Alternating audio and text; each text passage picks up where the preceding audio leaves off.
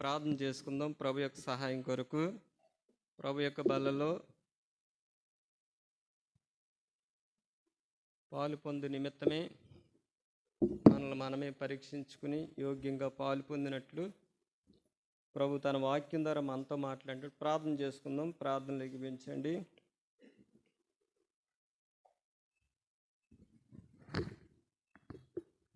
ప్రార్థన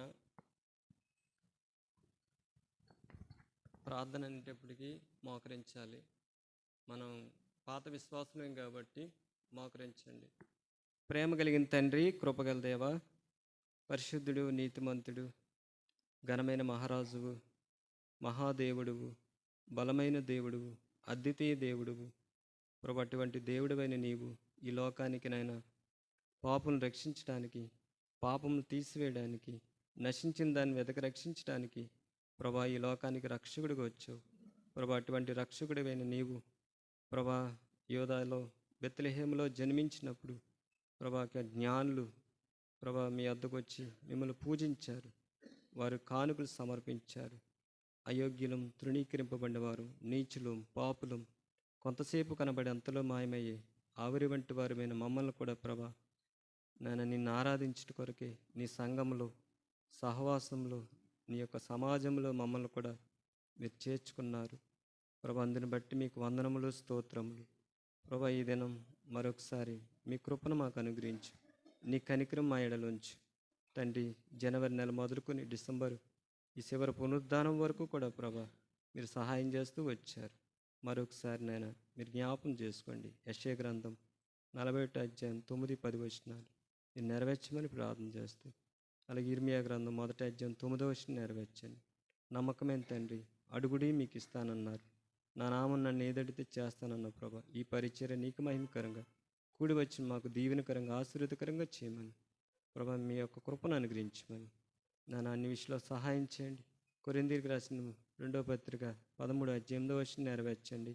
అలాగే ఫిలిప్పీయులకు రాసిన పత్రిక ప్రభా 4:13 వచనం నెరవేర్చండి. కేవలం నీ కృప చేత ప్రభా బలపరచమని, సహాయం చేయమని ప్రార్థన చేస్తూ, దుష్టు నుంచి కాపాడమని, నీకు మహిమకరంగా ఈ పరిచర్య అంతట్లో ప్రభు జరిగినట్లు సహాయం చేయమని మా ప్రభును, రక్షకుడును, మీ ప్రియకుమారుడైన యేసుక్రీస్తు వారి ఘనమైన శ్రేష్టమైన నామములో ప్రార్థించి సహాయం కొరకు వేడుకుంటున్నాం తండ్రి.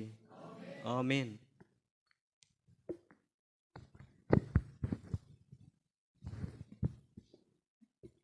పరిశుద్ధ గ్రంథంలోంచి దేవుని వాక్యం చదవకముందు మరి మీరందరూ గత క్రిస్మస్కి సంఘంగా కూడి వచ్చారు. అలాగే మరి నూతన సంవత్సరంలో కూడా 31 జనవరి 1 కూడా మీరు వస్తున్నారు. మీ అందరికీ కూడా మన ప్రభు రక్షకుడైన యేసుక్రీస్తు నామములో మీ అందరికీ శుభములు తెలియజేస్తున్నాను. నూతన సంవత్సర శుభాకాంక్షలు, అలాగే క్రిస్మస్ సందర్భం కూడా మీకు శుభములు తెలియజేస్తున్నాను. నా గురించి కూడా మీరు ప్రార్థన చేశారు. ఆ ప్రార్థనలు బట్టి కూడా మీకు వందనాలు. ఈ సమయంలో ప్రత్యేకించి ద్వితీయోపదేశకాండం పరిశుద్ధ గ్రంథంలోంచి గత వారంలో జ్ఞాపం చేసుకున్నాం. మళ్ళా బాగానే చూడండి. ద్వితీయోపదేశకాండం 11వ అధ్యాయము, ద్వితీయోపదేశకాండం 11వ అధ్యాయము లేఖన భాగాల్లోంచి కొన్ని విషయాలు తెలుసుకుని 11వ అధ్యాయము 26వ వచనం, 28వ వచనం చదవండి. చూడుడి, నేడు నేను మీ ఎదుట దీవెనయు శాపమును పెట్టుచున్నాను. నేడు నేను మీకు ఆజ్ఞాపించు మీ దేవుడైన యెహోవా ఆజ్ఞలను మీరు విని నెడల దీవెనయు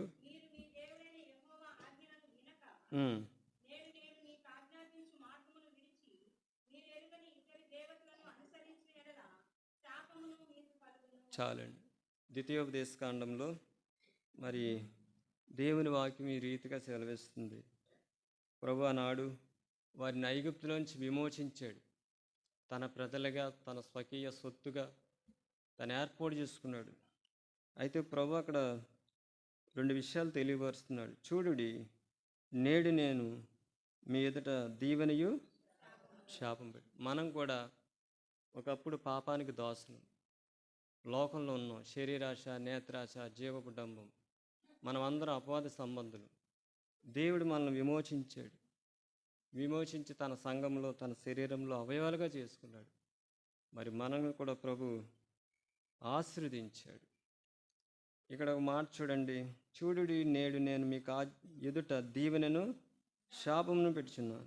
నేడు నేను మీకు ఆజ్ఞాపించు మీ దేవుడైన ఆజ్ఞను మీరు వినినెడల దీవెనయు, మీరు మీ దేవుడైన యెహోవా ఆజ్ఞను వినక నేడు నేను మీకు ఆజ్ఞాపించే మార్గం విడిచి మీరెరుగని ఇతర దేవతలను అనుసరించినలా ఏం కలుగుద్దండి? శాపం కలుగు. శాపం పెట్టాడైనా దీవెన పెట్టాడు. మరి ఈ సంవత్సరంలో జనవరి నెల మొదలుకొని నువ్వు ఇంకా దీవింపబడకుండా శాపంలోనే ఉంటే ఈ దినం అయినా సరే నువ్వెవరి మాట వినాలి? దేవుని మాట వినాలి. దేవుని మాట వింటే నీకు దీవెన, వినకపోతే శాపం.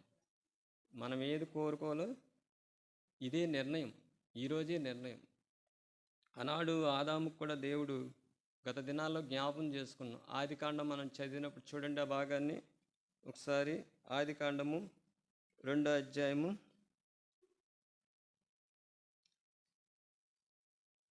చదవండి. ఆదికాండం 2వ అధ్యాయము 16వ వచనం చదవండి. మరియు దేవుడైన యెహోవా, ఈ తోటలోనున్న ప్రతి వృక్ష ఫలమును నీవు నిరభ్యంతరంగా తినవచ్చు, అయితే మంచి చెడ్డల తెలివినిచ్చు వృక్ష ఫలమును తినకూడదు. నువ్వు వాటిని తినమన నిశ్చయముగా చచ్చిదేవని నరుడిగా ఆజ్ఞ వచ్చింది. ఒకవేళ ఆజ్ఞ లేకపోతే తినేయచ్చు, పర్వాలేదు, ఏమవదు. కానీ ఆజ్ఞ అతిక్రమమే పాపం. పైన ఒక మాట ఉంటుంది చూడండి. అదే ఆదికాండము 2వ అధ్యాయము మనం 9వ వచనం చదువుదాం. మరియు దేవుడైన యెహోవా చూపునకు రమ్యమైనది ఆహారమునకు మంచిదైన ప్రతి వృక్షమును ఆ తోట మధ్యను జీవవృక్షమును మంచి చెడ్డల తెలివి వృక్షమును నేల నుండి మునిపించి. 2 ఉన్నాయి ఇక్కడ, చూసారండి. జీవవృక్షం ఉంది, మంచి. అంటే దేవుడు చెప్పింది ఏంటంటే మంచి చెడ్డల తెలివినిచ్చే వృక్ష ఫలాన్ని తినకూడదు, ఆజ్ఞ. అలాగే ద్వితీయోపదేశ కాండంలో కూడా మన 11వ అధ్యాయం చదివినప్పుడు అక్కడ దీవెన ఉంది, శాపం ఉంది.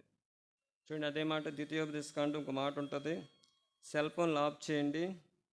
ద్వితీయోపదేశ కాండం 30వ అధ్యాయం 19వ వచనం చదవండి.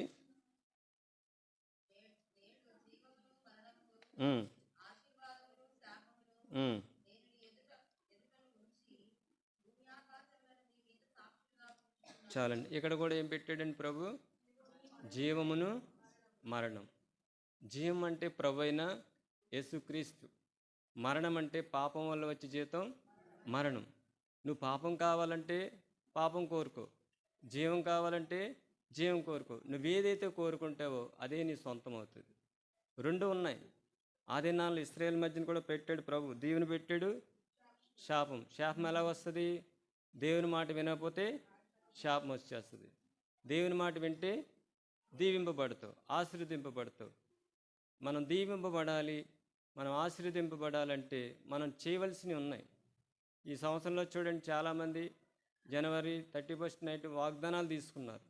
మళ్ళీ వస్తుంది 2026, మళ్ళీ 31 నైటు జనవరి 1 తీసుకుంటాం. వాగ్దానాలు తీసుకుని వెళ్ళిపోవడం కాదు, కానీ ఆ వాగ్దానాలు మన జీవితంలో ఏమవ్వాలండి? నెరవేర్చబడాలి. నెరవేర్చబడాలంటే మనం చేయవలసినవి ఉంటాయి. మనం తీసుకుంటాం, హక్కు ఉంది, కానీ బాధ్యత కూడా ఉంటుంది. హక్కు దగ్గర ఏముంటుందండి? బాధ్యత. పెళ్లి చేసుకుంటాడు భార్యని, పెళ్లి చేసుకుంటమే కాదు, బాధ్యత కూడా, అది బాధ్యత ఉంటుంది. అలాగే సంఘంలోకి మనం వచ్చాం, మనకు హక్కు మాత్రమే కాదు, హక్కుతో పాటు ఏముంది? బాధ్యతలు ఉంటాయి. ఈ సమయంలో ప్రభు చూడండి, అక్కడ ఒక మాట రాయించారు, వినాలంట. వింటే ఏముందండి? దీవెన ఉంది. వినకపోతే శాపం ఉంది. శాపం కావాలన్నా దీవెన కావాలన్నా మనలోనే ఉంది. అందుకే చూడండి, ఎవరు దీవింపబడతారు? చూడండి, మొట్టమొదటిగా సామెతల గ్రంథం గత దినాల్లో కూడా జ్ఞాపం చేసుకున్నాం. సామెతల గ్రంథం 28వ అధ్యాయము 20వ వచనం చదవండి. నమ్మకమైన వానికి దీవెనలు మెండుగా. ప్రభా, నేను దీవింపబడాలి, నన్ను దీవించంటే ఆయన దీవించలేదు. ఎలాగ ఉండాలండి? నమ్మకంగా ఉండాలి, నమ్మకంగా ఉండాలి. ఎవరైతే దేవుని ఎదుట నమ్మకంగా ఉంటారో వారిని దేవుడు ఏం చేస్తాడు చెప్పండి? దీవిస్తాడు. ఏ దీవెనలు అయ్యి? మెండుగా దీవిస్తాడంటండి. నమ్మకత్వం అవసరం. ఎందుకంటే మన దేవుడు నమ్మదగిన వాడు, మనం అపనమ్మకస్తును. అటువంటి ప్రభు మనల్ని ఏం చేశాడంటే నమ్మకస్తులుగా చేశాడు.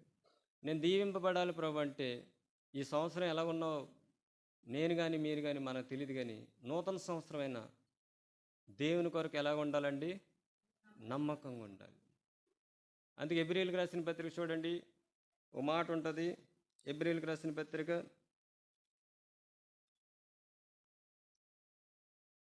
ఎబ్రీయులకు రాసిన పత్రికలో 3వ అధ్యాయము, గత దినాల్లో జ్ఞాపం చేసుకున్నాం ఈ మాట. 2వ వచనం, 3వ అధ్యాయం 2వ వచనం. దేవుని ఇల్లంతట్లో మోషే నమ్మకంగా ఉండినట్లు ఈయన కూడా తను నియమించిన వానికి నమ్మకం. యేసు ప్రభువారు కూడా ఎలాగున్నాడండి? నమ్మకంగా. మరి మోషే నమ్మకంగా ఉన్నాడు. మంచి సాక్ష్యం మోషే దైవజనుడు. ఆయన ఎన్నో పరిస్థితులు కూడా వెళ్ళినప్పటికీ కూడా ఆ ఇంటంతట్లో కూడా మోషే ఎలాగ ఉన్నాడండి? నమ్మకం. ఈయన కూడా తను నియమించిన వానికి నమ్మకంగా ఉండేది. మరి నిన్ను నన్ను కూడా దేవుని మందిరాన్ని దేవుడు ఏదో ఒక పని ఉంటుంది, మందిరంలో కానీ, కుటుంబంలో కానీ, నీ ఉద్యోగంలో కానీ, నీ పొరుగు అంత ఏదో ఒకటి, ప్రతి విషయంలో కూడా మనం ఎలాగ ఉండాలండి? నమ్మకంగా ఉండాలి. నమ్మకస్తులు దేవుడు ఏం చేస్తాడంటే మెండుగా దీవిస్తాడు. నేను దీవింపబడాలంటే ఆ బల్లలోకి చేయి పెట్టకముందు మందిరం విషయంలో కానీ, కుటుంబ విషయంలో కానీ, ప్రతి విషయంలో కానీ మనం దేవుని దృష్టికి, మనుషుల దృష్టికి కాదండి. మనుషులు ఇవాళ పొగుడుతారు, రేపు తిడతారు. మనుషులు ఇవాళ మెచ్చుకుంటారు, రేపు పొద్దున తృణీకరిస్తారు. మనుషుల దృష్టికి కాదు. ఎవరి దృష్టికి ఉండాలండి? దేవుని దృష్టికి ఉండాలి. ఆ దేవుని దృష్టికి నమ్మకంగా ఉంటే నువ్వేం చేయబడతావు? మెండుగా దీవింపబడతావు. చూడండి, రెండోదిగా ద్వితీయోపదేశకాండం 28వ అధ్యాయము 1వ వచనం చదవండి.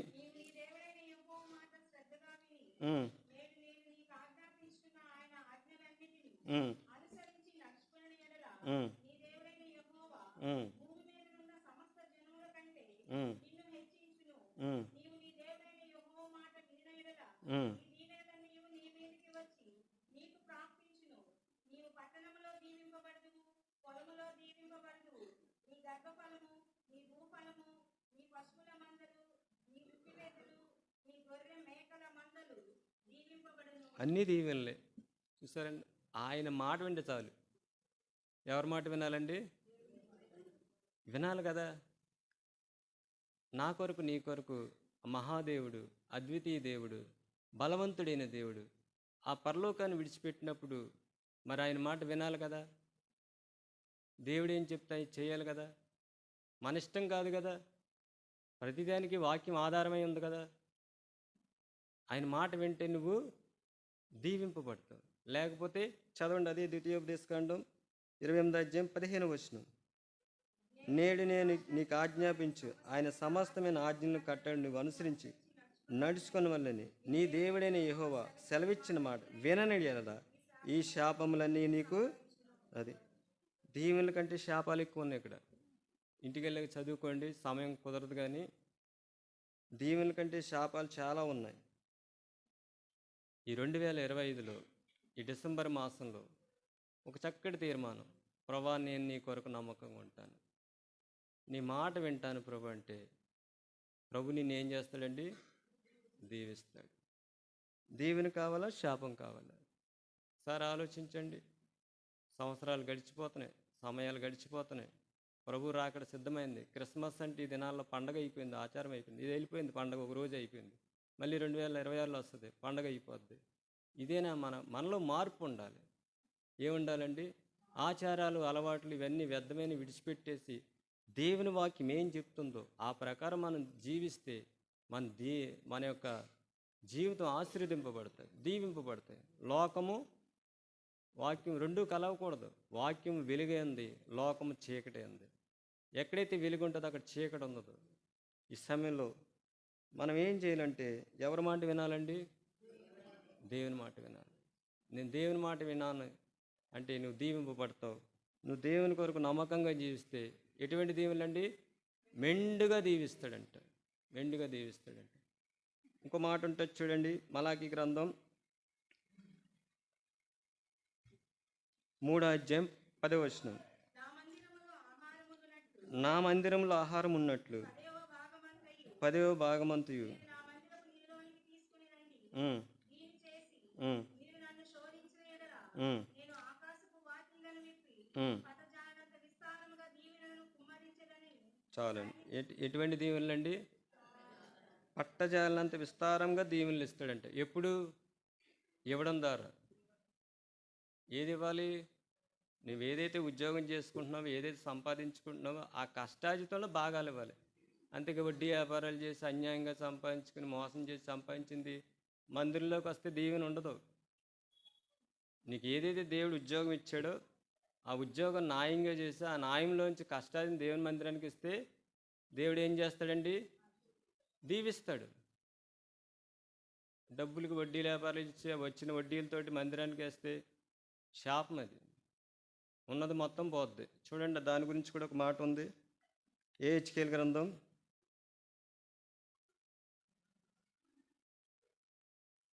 'యెహెజ్కేలు గ్రంథంలో ఒక మాట ఉంటుంది చూడండి.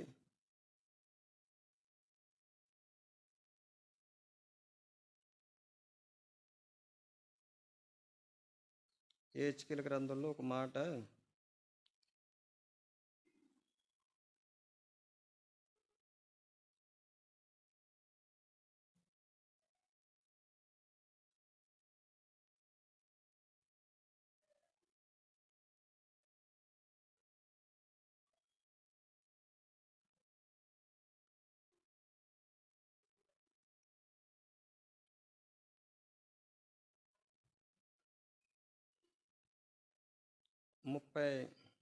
క్షమించి 28వ అధ్యాయము 16వ వచనం చదవండి. అయితే నీకు కలిగిన విస్తారమైన వర్తకం చేత లోపల నీవు అన్యాయం పెంచుకుని పాపము చేర్చవచ్చు. చూసారండి, అన్యాయం వల్ల ఏముంది చెప్పండి. హబక్కూ గ్రంథం కూడా చూడండి. హబక్కూ గ్రంథం 2వ అధ్యాయము 9వ వచనం. తనకు అపాయం రాకున్నట్లు తన నివాసం బలపరుచుకుని తన ఇంటి వారి కొరకై అన్యాయంగా లాభం సంపాదించుకునే వానికి శ్రమ. డబ్బు వస్తుంది, లాభం వస్తుంది, కానీ శ్రమ కూడా తెచ్చుకుంటున్నాం. చూసారండి, తనకు అపాయం రాకుండా తన నివాసమును బలపరుచుకుని తన ఇంటి వారి కొరకు అన్యాయంగా లాభం సంపాదించుకున్న వారికి ఏముందండి? శ్రమ. అదే హబక్కూ గ్రంథం 2వ అధ్యాయంలో ఒక మాట ఉంటుంది చూడండి, 6వ వచనం, 2:6. తనది కాని దాన్ని ఆక్రమించి అభివృద్ధి పొందిన వానికి శ్రమ. ఇప్పుడు బాగానే ఉంటుంది, కానీ మున్నున్న దినాల్లో నువ్వేం తెచ్చుకుంటావు? శ్రమ. అందుకే ధనాపేక్ష సమస్తమైన కీడులకు మూలం. దాన్ని ఆశించి కొంతమంది ఏమైపోయారండి? విశ్వాసంలో తొలగిపోయారంట, ప్రభువునే విడిచిపెట్టేశారు. ఈ సమయంలో చూడండి, హబక్కూ గ్రంథం 2వ అధ్యాయం 6వ వచనం చదవండి, ఇంకా కంటిన్యూ చేయండి. తాకట్టు సొమ్మును, చూసారండి, ఎవరికి శ్రమ? తాకట్టు సొమ్ములు. యెషయా గ్రంథం 5వ అధ్యాయం 8వ వచనం చదవండి. యెషయా గ్రంథం 5వ అధ్యాయం 8వ వచనం.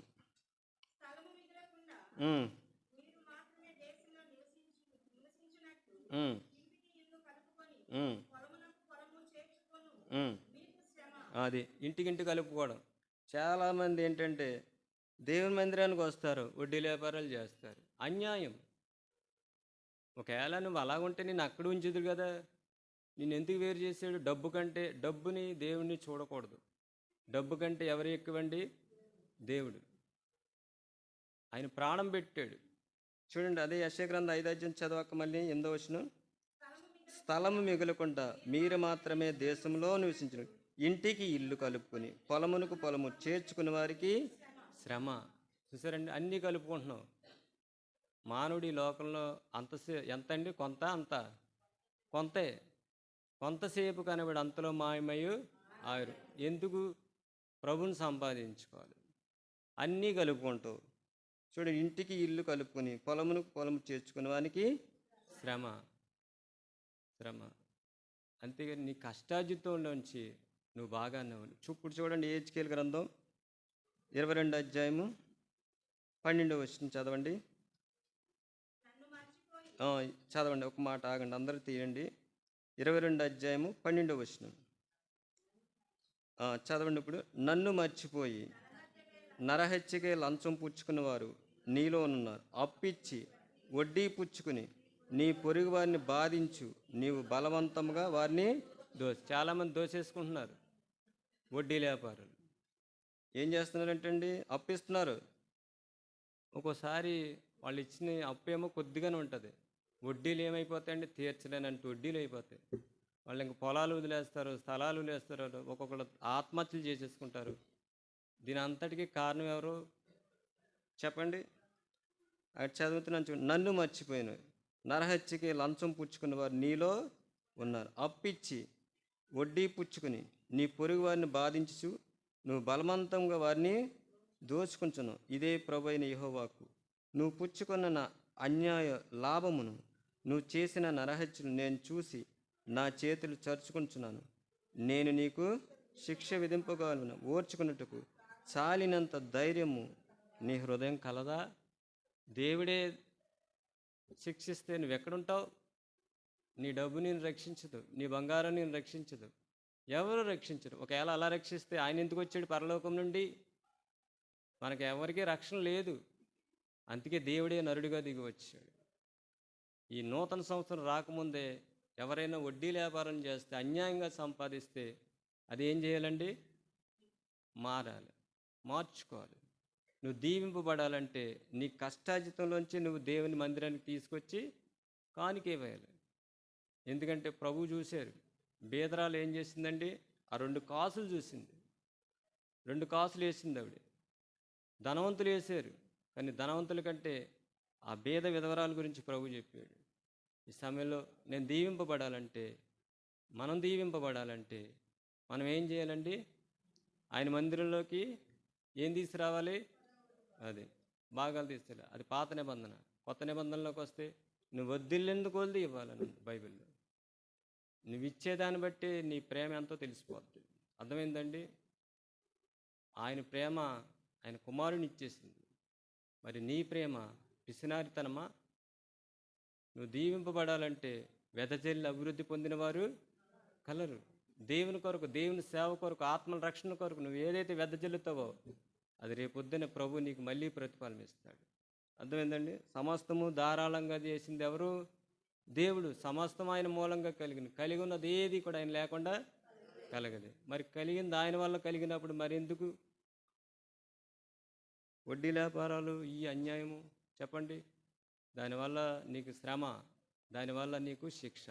మూడోది చూడండి, 3వ మాట కీర్తన గ్రంథం 118 అధ్యాయం 26వ వచనం.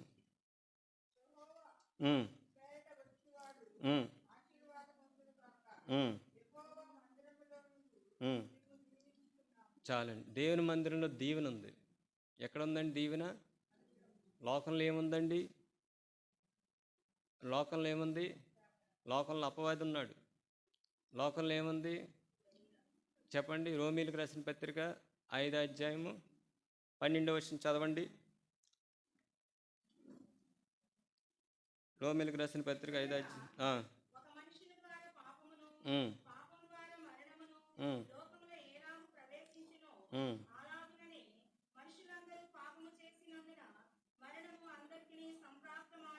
చాలండి. లోకంలో ఏముందండి? పాపం ఉంది. లోకంలో ఏముంది? మరణం ఉంది. లోకంలో పాపం ఉంది, మరణం ఉంది. అందరికీ కూడా లోకం మీద ఏముంది? దేవుని ఉగ్రత రాబోతుంది. అక్కడ ఓ మాట ఉంది, 118వ కీర్తన 26వ వచనంలో దేవుని మందిరంలో ఏముందండి? దీవెన ఉంది.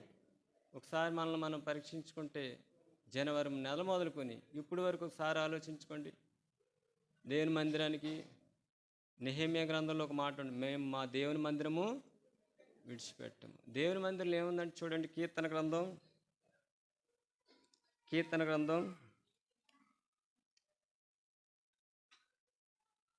36వ అధ్యాయము చదవండి. 36 అధ్యాయంలో ఇక్కడ ఒక మాట ఉంది. చదువుతున్నాను చూడమ్మా, 8వ వచనం. నీ మందిరం యొక్క సమృద్ధి వలన వారు సంతృప్తి నొంది నీ ఆనంద ప్రవాహంలో నీ వారికి చూసారండి. మందిరంలో ఏముందండి? సమృద్ధి ఉంది. మందిరంలో ఏముంది? సంతృప్తి ఉంది. మందిరంలో ఏముంది? ఆనంద ప్రవాహం నీ వారికి త్రాగించిన. చాలామంది కుటుంబాల్లో ఇబ్బందులు ఉన్నప్పుడు, ఉద్యోగాల్లో ఇబ్బందులు ఉన్నప్పుడు, సమస్యలు ఉన్నప్పుడు ఎక్కడికి వస్తారండి? మందిరంలోకి వస్తారు. మనకు తెలుసు అన్న గొడ్రాలైనప్పుడు ఎక్కడికి వచ్చింది? దేవుని మందిరానికి వచ్చింది. శ్రమలో వచ్చింది, ఏడుస్తుంది, దుఃఖపడుతుంది, గర్భం లేదు. కానీ ఆ దినాన ప్రార్థన చేసుకుంది. దేవుడు చక్కటి వాగ్దానం ఇచ్చాడు. ఏంటండి? చదవండి, సమూయేలు మొదటి గ్రంథం 1వ అధ్యాయం 17వ వచనం. అంతటి ఏలి, నువ్వు క్షేమంగా వెళ్ళుము, ఇశ్రాయేలు దేవునితో నువ్వు చేసుకున్న మనవి ఆయన దయచేయనుగాక. చూసారండి, దేవుడు ఏం చేశాడండి? ఆమె గర్భాన్ని తెరిచాడు, జ్ఞాపం చేసుకున్నాడు, చక్కటి కుమారుడు వచ్చాడు. ఆయన ఎవరండి? సమూయేలు సౌలును అభిషేకించాడు, రాజును అభిషేకించాడు, దావీదును అభిషేకించాడు, ప్రవక్తగా ఉన్నాడు, న్యాయాధిపతిగా ఉన్నాడు. దీనంతటికి కారణం ఆవిడ ఎక్కడికి వచ్చింది? మందిరానికి వచ్చి ప్రార్థన చేసుకుంది. ప్రభు తన అక్కర్ది ఇచ్చాడు. చూసారా, ముందున్న పని కొరకు సమూయేలు ఏర్పాటు చేయబడ్డాడు. మనం కూడా ఎక్కడికి రావాలండి? మందిరంలో దీవెన ఉంది. నువ్వు మందిరానికి వస్తే దీవింపబడతావు. మందిరానికి రాకుండా ఉంటే దీవెన ఎలాగుంటుంది చెప్పండి? లోకంలో పాపము, మరణము, శాపము ఉంది. అక్కడి నుంచి ప్రభు మనల్ని ఏం చేశాడండి? విడిపించాడు. మరి ఈ సమయంలో ప్రభా నన్ను దీవించంటే మనం నమ్మకంగా ఉండాలి. ప్రభా నన్ను దీవించంటే ఆయన మాట వినాలి. ఇంకేం చేయాలండి? ఆయన విస్తారమైన, చూడండి, ఏవి పట్టజాలినంత విస్తారమైన దీవెన కావాలంటే ఎలా ఉండాలి? న్యాయంగా ఉండాలి. మన కష్టాయితే అది 10 రూపాయలు అవనాయి, 20 రూపాయలు అవనాయి, అది కొద్దిగా అవనాయి. ఎలా ఉండాలండి? దేవునికి అంగీకారంగా ఉండాలి. నువ్వు లక్షలు కోట్లు వేసేసి అన్యాయంగా దోసుకుని వేస్తుంటే ఆ దేవుడు అంగీకరిస్తాడా? మనుషులు మెచ్చుకుంటారు, అబ్బాయి చాలా ఎక్కువ గిఫ్ట్ ఇచ్చాడు, చాలా ఎక్కువ కానుక వేసాడు అనుకుంటారు. కానీ ఆయన చూస్తాడు. మన దేవుడు ఎవరండి? చూచుచున్న దేవుడు. ఈ సమయంలో చూడండి, నువ్వు దీవింపబడాలంటే దేవుని మందిరానికి రావాలి.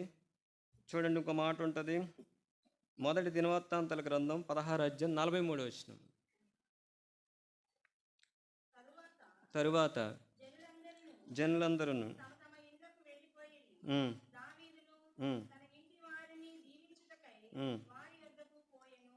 దావీదు తండ్రి తన ఇంటి వారిని దీవించాడు. తల్లిదండ్రులు పిల్లల్ని ఏం చేయాలండి? దీవించాలి. చాలామంది శపిస్తూ ఉంటారు, ఇది చాలా దుఃఖకరం. నీ తల్లిదండ్రులు నిన్ను దీవించాలి. దీవిస్తే ఇస్సాకు యాకోబుని దీవించాడు, అతడు ఆశీర్వాదకరంగా ఉన్నాడు. ఏసావుకి ఏమీ లేదు, దీవెన లేదు. ఏముందండి? చెప్పాలి, శాపమే. కానీ ఆశీర్వదింపబడ్డాడు యాకోబు. తండ్రి ఏం చేశాడండి? యాకోబుని చెప్పాలి, దీవించాడు. చూడండి, బిలాం కూడా చూడండి, ఒక మాట ఉంటుంది. ఒక మాట చూద్దాం. సంఖ్యాకాండం 23వ అధ్యాయము 23వ అధ్యాయంలో ఒక మాట ఉంది చూడండి. 20వ వచనం చదవండి. ఇదిగో దీవించమని నాకు సెలవాయను, ఆయన దీవించను, నేను దాన్ని మార్చలేను. చూసారండి, ఎవరంటున్నారు? బిలాం అంటున్నాడు. ఇజ్రాయేల్ దేవుడు దీవించాడు. కానీ ఈ బిలాం ఏమంటున్నాడండి చెప్పండి? ఇదిగో దీవించమని నాకు సెలవాయను, ఆయన దీవించి, నేను దాన్ని మార్చలేను. ఈ సమయంలో అక్కడ ఇంకో మాట ఉంటుంది చూడండి. 24వ అధ్యాయము 10వ వచనం. 24:10. అప్పుడు బాలాకు కోపం బిలాం మీద కనుక అతడు తన చేతులు చరుచుకుని బిలాంతో, నా శత్రువుని శపించుటకు నిన్ను పిలిచితని కానీ నీవు ముమ్మారు వారిని పూర్తిగా దీవించింది. చూసారండి, దీవించారు. అందుకే మనం కూడా ఏం చేయాలండి? తల్లిదండ్రులుగా పిల్లల్ని ఏం చేయాలి? ఒక సేవకుడు నన్ను మంచం మీద ఉన్నప్పుడు దేవుడు నిన్ను దీవించునుగాక అన్నాడు, అంతే. ఒకే మాట అన్నాడు వృద్ధాప్యంలో, దేవుడు నిన్ను దీవించునుగాక. ఒక సేవకురాలు నన్ను ప్రార్థన చేసి దేవుడు నిన్ను ఆశీర్వదించునుగాక అన్నాడు, అంతే. మనం కూడా ఆ దీవెన పొందాలి. అర్థమైందండి? దేవుని మందిరంలో దీవెన తల్లిదండ్రులుగా ఒకసారి పిల్లలు తల్లిదండ్రులు ఏడిపిస్తారు, దుఃఖపరుస్తారు, మాట వినరు, వ్యతిరేకిస్తారు, తిరుగుబాటు చేస్తారు. ఒకసారి కాని మాటలు వచ్చేస్తాయి. ఒక దినాన్ని చూడండి, మోషే కాని మాట అన్నందుకు ఆ పాలు తేనెలు ప్రవహించే దేశానికి వెళ్ళలేకపోయాడు. మనం ఈ సంవత్సరంలో ఎన్నిసార్లు కాని మాటలు అని ఉంటాం చెప్పండి? దీవెన కంటే శపించి ఉంటారు, దుఃఖపడిచి ఉంటారు. కానీ తల్లిదండ్రులుగా పిల్లల్ని ఏం చేయాలని దావీదు ఏం చేశాడు? దీవించడానికి కుటుంబానికి వెళ్ళాడు. అప్పుడు దీవింపబడ్డాడు యాకోబు. యాకోబు ఇజ్రాయేలుగా మార్చబడ్డాడు. ఆ దినాన్న దేవుడు అతన్ని ఆశీర్వదించాడని ఉంటుంది. అర్థమైందండి? మనం కూడా పిల్లల్ని కానీ ప్రతి ఒక్కరిని కూడా ఆ ప్రకారం ఉండాలి. చూడండి, ఒక మాట ఉంటుంది, సంఖ్యాకాండం ఒక మాటను చూడండి, 6వ అధ్యాయము 22వ వచనం చదవండి. యెహోవా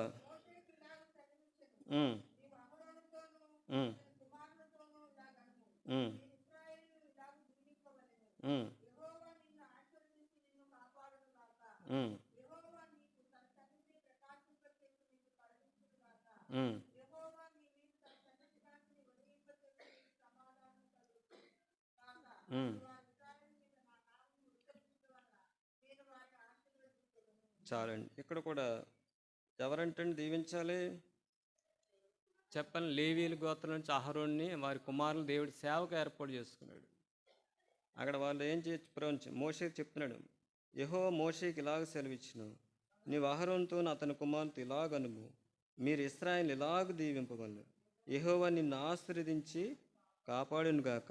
యెహోవా నీకు తన సన్నిధి కాంతి, చదవండి, తన సన్నిధిని ప్రకాశింపజేసి నిన్ను కరుణించునుగాక. యెహోవా నీ మీద తన సన్నిధి కాంతి ఉదయింపజేసి నీకు సమాధానము అట్లు వారు ఇశ్రాయేలు మీద నా నామం ఉచ్చరించిన వల్ల నేను వారిని చూసారండి. సేవకులు దీవించాలి. ఈ దినాల్లో ఎలా ఉందో పరిస్థితి అంటే దుఃఖకరంగా ఉంటుంది. చెప్పండి, ఎలా ఉందండి పరిస్థితి? చూడండి, ఎబ్రీయులకు రాసిన పత్రిక 13వ అధ్యాయము, ఎబ్రీయులకు రాసిన పత్రిక 13వ అధ్యాయము చదవండి. ఎబ్రీయులకు రాసిన పత్రిక 13వ అధ్యాయము 7వ వచనం, మీకు దేవుని వాక్యము బోధించి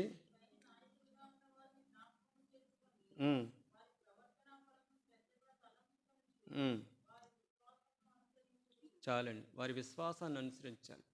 మీకు దేవుని వాక్యాన్ని ఇంతకంటే ముందు వెళ్ళిన వారు కానీ అంతకుముందు కానీ ఎవరైనా దేవుని వాక్యం బోధించినప్పుడు వారి యొక్క విశ్వాసాన్ని అనుసరించాలి. ఒక దినాన్న ఒకరికి సువార్త పత్రిక ఇస్తుంటే ఆటోలో మీ సేవకులు పోటీ చేసుకున్నారన్న మాట అందావిడ.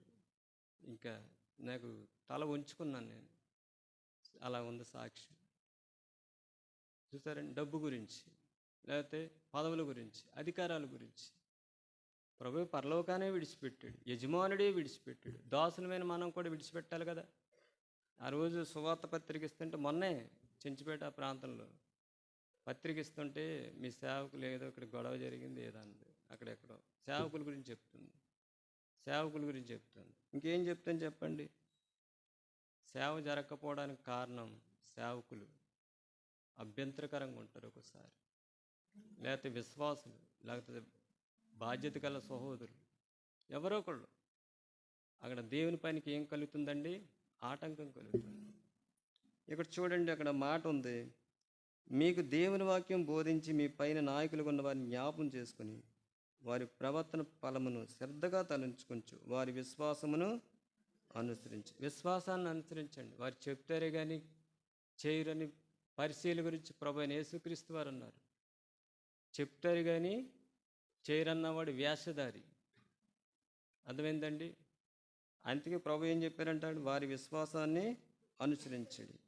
ఈ సమయంలో ఇంకో మాట ఉంటుంది చూడండి, అదే ఎబ్రీయులకు రాసిన పత్రిక 17వ వచనం, మీ పైన నాయకులు ఉన్నవారు లెక్క ఒప్పచెప్పవలసిన వారే మీ ఆత్మలు కాయుచున్నారు.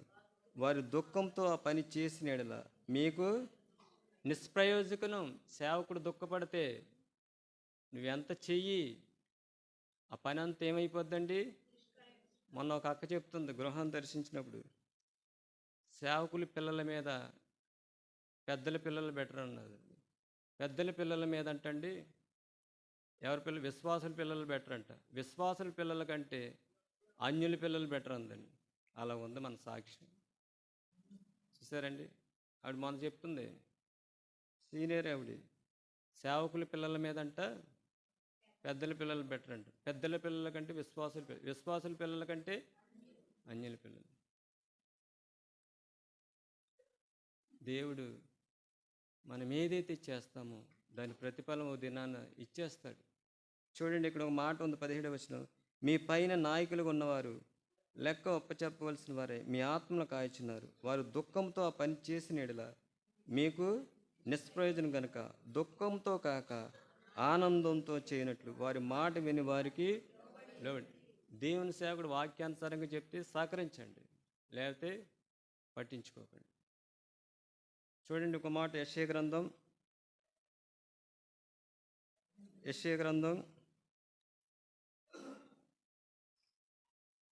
చూడండి, ఇక్కడ ఒక మాట ఉంది, 44వ అధ్యాయం 26వ వచనం,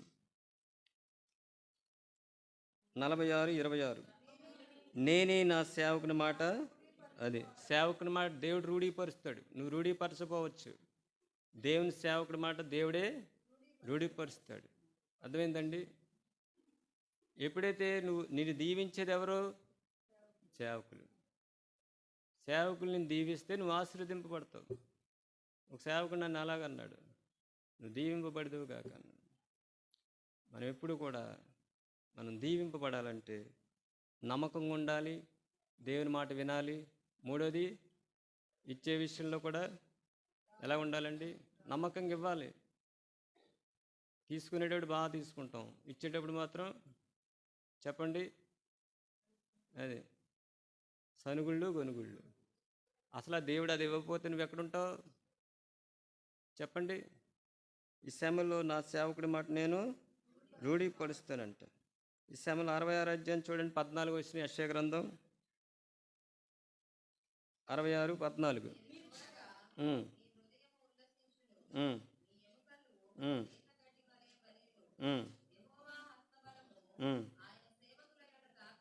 చాలండి. యెహోవా హస్తబలం ఎవరి దగ్గర ఉంటుందండి? ఆయన సేవకుల దగ్గర ఉంటుంది. అందుకే భక్త్ సింగ్ గారి గురించి చాలామంది ఎక్కువ చెప్పుకునేది ఏంటంటే, ఆయన ప్రార్థన చేశారు, ఆయన వివాహం చేశారు, ఆయన సంఘాలు స్థాపించడానికి, ఇవన్నీ కూడా ఆయన గురించి చెప్తారు. ఏంటంటే, ప్రభు ఆయనకి హస్తబలం ఉంది, ఆయన మాటను దేవుడు ఏం చేశాడండి? రూఢీపరిచేశాడు. ఈ దినాల్లో ఎలా ఉందంటే దుఃఖకరంగా ఉంటుంది. మనం దేవుని వాక్యం వినాలి, చదవాలి, ఆ ప్రకారం మనము చేయాలి. చూడండి, ఇంకో మాట ఉంటుంది, సామెతల గ్రంథం 11వ అధ్యాయం 26వ వచనం.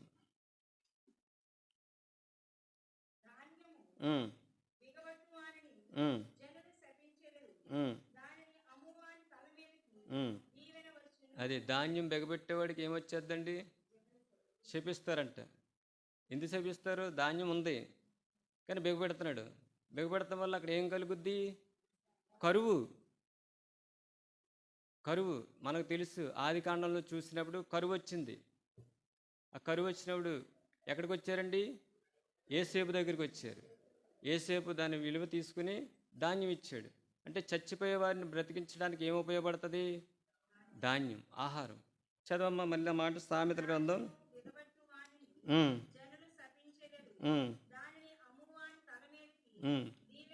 అది దాన్ని అమ్మువైన తల మీదకి ఏమొస్తుందండి? ధాన్యం అంటే రెండు రకాలుగా అర్థం చేసుకోవచ్చు. ఒకటి శరీర సంబంధమైన ధాన్యము, రెండోది ఆత్మ సంబంధం. దేవుని వాక్యం. దేవుని వాక్యం నీ వద్దకు వచ్చినప్పుడు నువ్వేం చేయాలి చెప్పండి? నువ్వు రక్షింపబడ్డావు, మారు మనసు పొందావు, కృప పొందుకున్నావు, ఇవన్నీ పొందావు, నువ్వు దీవింపబడ్డావు. దీవెన లేని వాళ్ళకి మనం ఏం చెప్పాలండి? ఆయన వాక్యాన్ని తెలియపరచాలి. ఆయన వాక్యాన్ని అందించాలి. కరపత్రికో లేకపోతే ఒక మాట, ఒక చిన్నది చెప్పింది నయమాన్ భార్యకి. ఎక్కడికి వచ్చాడండి?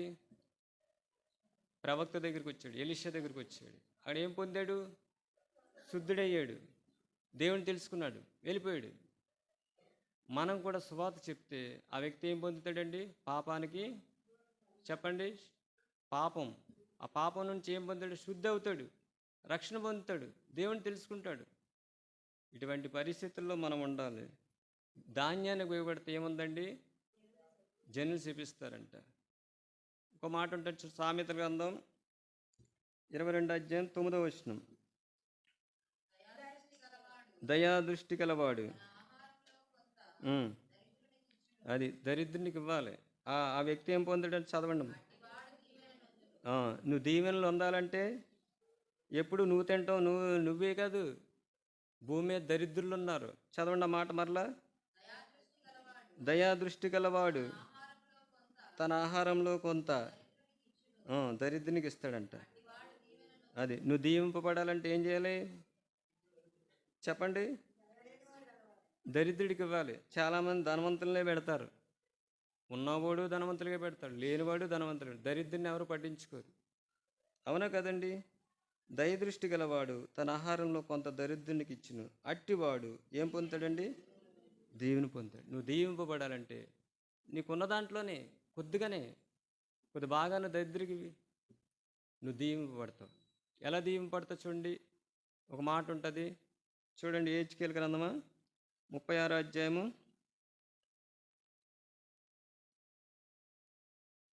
'హెచ్కేల్ గ్రంథం ఒక మాట ఉంది చూడండి, 36 అధ్యాయము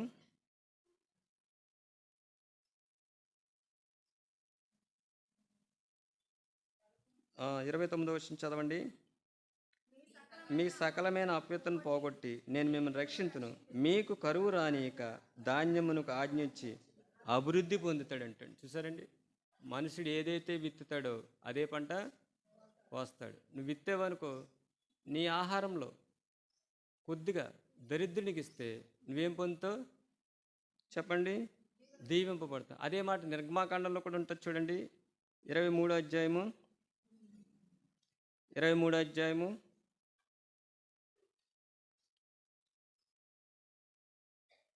23 అధ్యాయంలో ఒక మాట ఉంది చూడండి. ఇక్కడ ఒక మాట ఉంది, 25వ వచనం చదవండి. నీ దేవుడైన యెహోవాను సేవింపబలను, అప్పుడు ఆయన నీ ఆహారము నీ పానమును దీవించు. నేను నీ మధ్య నుండి రోగమును తొలగించదును, కడుపు దిగబడినదియు గొడ్డిదియు నీ దేశంలోనే ఉండదు. నీ దినముల లెక్క సంపూర్తి చేస్తాడంట. అది కొద్దిగా దరిద్రునికి ఇస్తే నువ్వు దీవింపబడతావు. నువ్వు ఇవ్వలేదనుకోండి, నీకు దీవెన ఎలాగొస్తుంది? ఏమొచ్చేస్తుంది? దీవెనకు ముందు బదులు శాపం వస్తుంది. ఈ సమయంలో నేను దీవింపబడాలంటే మొట్టమొదటికి ఎలా చేయాలండి? నమ్మకంగా ఉండాలి. రెండోది ఆయన మాట వినాలి. మూడోది ఇచ్చేవారికి ఉండాలి. నాలుగోది చెప్పండి ఎలా ఉండాలి? దేవుని మాట వినాలి. దేవుడి వాక్యం ఏం చెప్తుందో సేవకుడు చేయాలి, విశ్వాసులు చేయాలి, సంఘ పెద్దలు చేయాలి, అందరూ చేయాలి. అందరికీ ఒకే న్యాయం. సేవకుడని ఎక్కువ లేదు. ఒక దినాన్న ఆయన నడిపించాడు, చివరికి ఎక్కడికి వెళ్ళలేదండి? దేవుని సన్మానించలేదని పాలు తేనెలు ప్రపంచ దేశానికి వెళ్ళలేకపోయాడు. కాని మాట, ఎవరైనా ఒకటే దేవుని దృష్టిలో, అందరూ ఒకటే. ఈ సమయంలో అక్కడ ప్రభు చెప్పారు, నీ దేవుడైన యెహోవానే సేవింపవలను, అప్పుడు ఆయన నీ ఆహారము నీ పానము నేను నీ మధ్య నుండి రోగమును తొలగించుదును, కడుపు దిగబడింది గుడ్డిదియు నీ దేశంలోనే ఉండదంటాడు. నీ దినముల లెక్క సంపూర్తి చేస్తాడు. ఈ పాత సంవత్సరం, ఈ గతి దినాలు ఎలా ఉన్నాయో మనకు తెలియదు, కానీ నూతన సంవత్సరంలో అయినా సరే మనం దీవింపబడాలంటే మనం ఎలా ఉండాలండి చెప్పాలి? వాక్యానుసారంగా జీవించాలి, అంతే, ఇంకేమీ లేదు. మనకు ప్రభు వాక్యం ఇచ్చేసాడు. ఆ వాక్యం ఏం చెప్తుంది ఆ ప్రకారం ఆయన మీతో చెప్పున్నది చేయడు, అంతే. ఆయన చెప్పింది చేయకపోతే శాపం, అంతే, ఏమీ లేదు. రెండే రెండు, ఒకటి శాపము, ఒకటి దీవెన. ఈ సమయంలో మనం పరీక్షించుకోవడానికి ముందు చూడండి, ఇంకో మాట ఉంటుంది, రోమీలకు రాసిన పత్రిక రోమీలకు రాసిన పత్రిక 12వ అధ్యాయము 14 వచ్చిన చదవండి.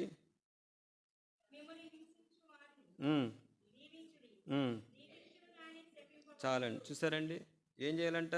మనం చేయవలసిన పని చదవండి. మిమ్మల్ని హింసించే వారిని దీవించుడి. మనం చేయవలసిన పని అదే. మనం శపిస్తూ ఉంటారు, హింసిస్తూ ఉంటారు. అప్పుడు ఏం చేయాలంటండి? దావీదుని కూడా ఎవరో షిమి అనుకుంటా శపిస్తాడు. కానీ ఆయన రాజు అయినప్పటికీ, సూర్యులు ఉన్నప్పటికీ కూడా ఏం మాట్లాడు. చూడండి, ఇక్కడ మాట ఉంది, మిమ్మల్ని హింసించే వారిని దీవించుడి కానీ చేపించండి. ఎవరు హింసిస్తారు? చూడండి, మత్తయి సువార్త 5వ అధ్యాయము, మత్తయి సువార్త 5వ అధ్యాయము 11-12 వచనాలు.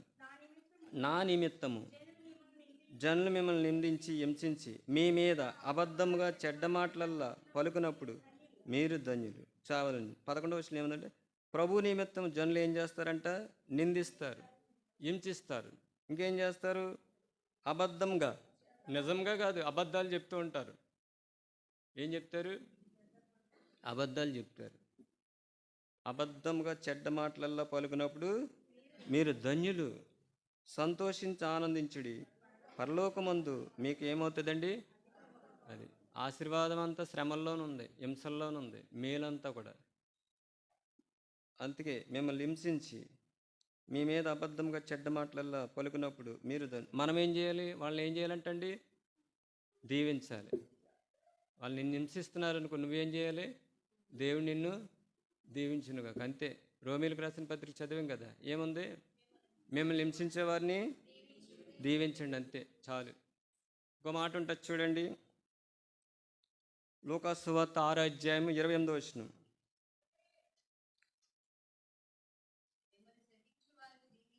మనల్ని శపించేవారిని కూడా ఏం చేయాలంటండి? అంతే. హింసించేవారిని దీవించాలి. శపిస్తూ ఉంటారు చాలామంది ఉంటారు శపించేవారు. అప్పుడు కూడా ఏం చేయాలంటండి? దీవించాలంట. నువ్వు దీవిస్తే దేవుడు నిన్నేం చేస్తాడండి? చెప్పండి. నిజమే కదా. ఒక మాట ఉంటుంది చూడండి, యాకోబు రాసిన పత్రికలో మాట చదువుకుని ముగించుకుందాం. యాకోబు రాసిన పత్రికలో ఒక మాట ఉంది చూడండి.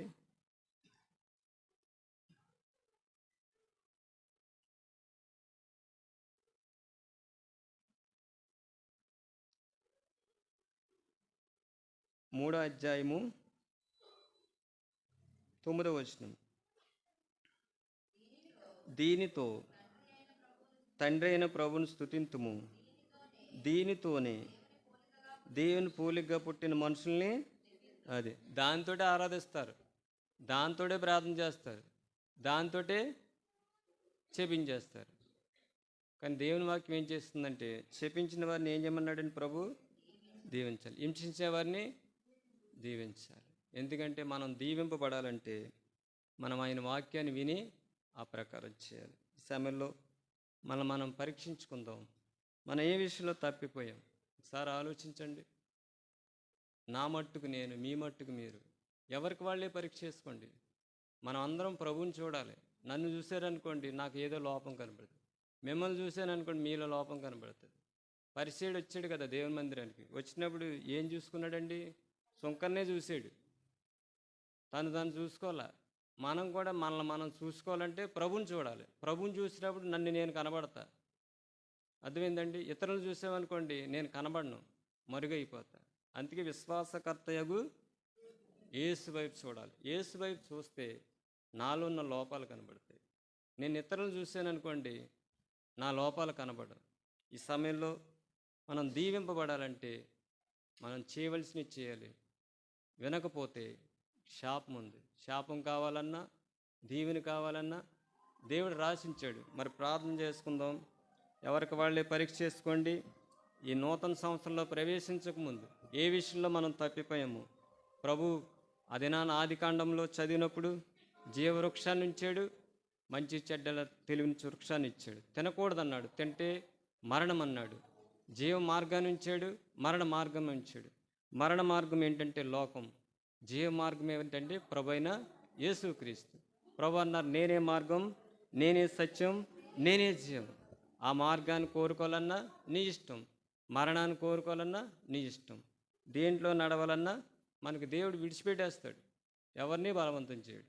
మరి ప్రార్థన చేసుకుందాం, మనమే పరీక్షించుకుందాం. ఇతరులను చూడొద్దు, ఎవరికి చూడకొద్దు. ప్రభుని చూడండి, ప్రభు ప్రేమను చూడండి.